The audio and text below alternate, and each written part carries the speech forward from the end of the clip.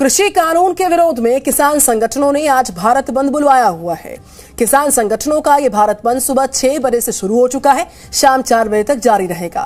दिल्ली की सीमाओं पर पहले से ही हजारों किसान डटे हुए हैं। ऐसे में अब भारत बंद बुलाने के कारण दिल्ली, यूपी आसपास के क्षेत्र में जाम की स्थिति है और जो मौजूदा हालात हैं उस पर हम लगातार अपडेट्स आप तक पहुंचा रहे हैं।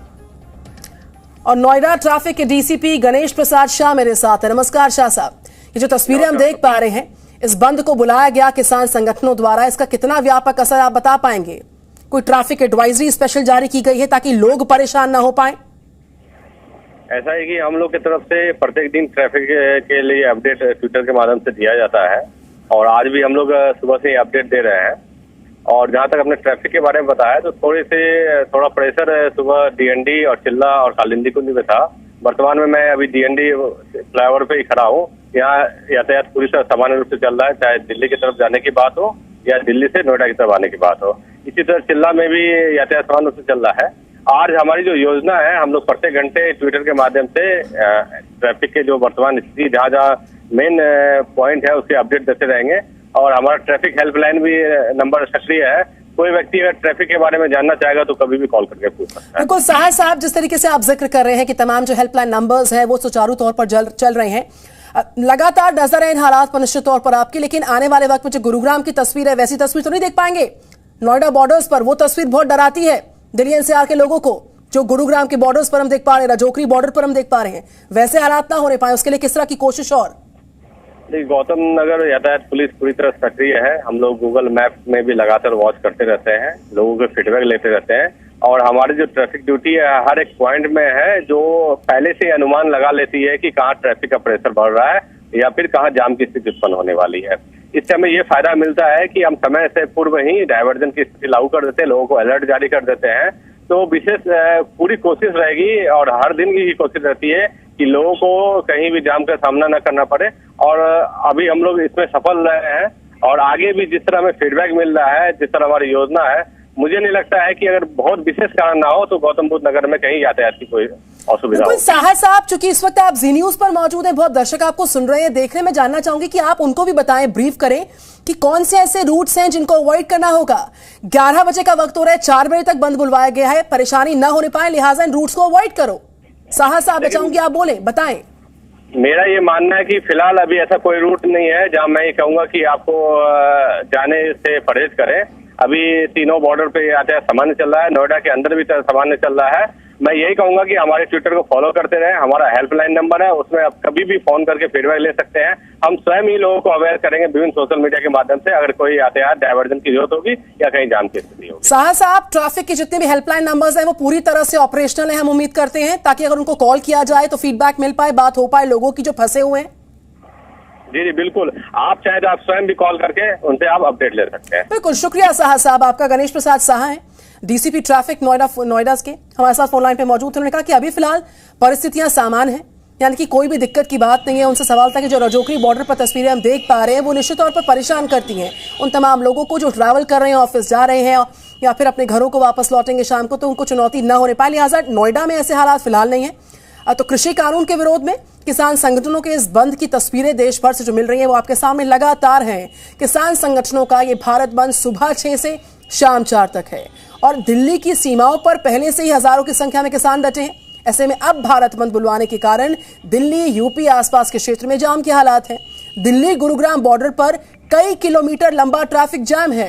ये तस्वीरें निश्चित तौर पर जो हम आपको लगातार दिखा रहे हैं वो डराती भी हैं, क्योंकि यहाँ पर जहां तहां वाहन फंसे हुए हैं, गाड़ियां फंसी हुई हैं, लोग फंसे हुए हैं। बॉर्डर पर गाड़ियों की लंबी लंबी कतार जो है, हजारों की संख्या में कार जो है वो सड़कों पर रुकी हुई है।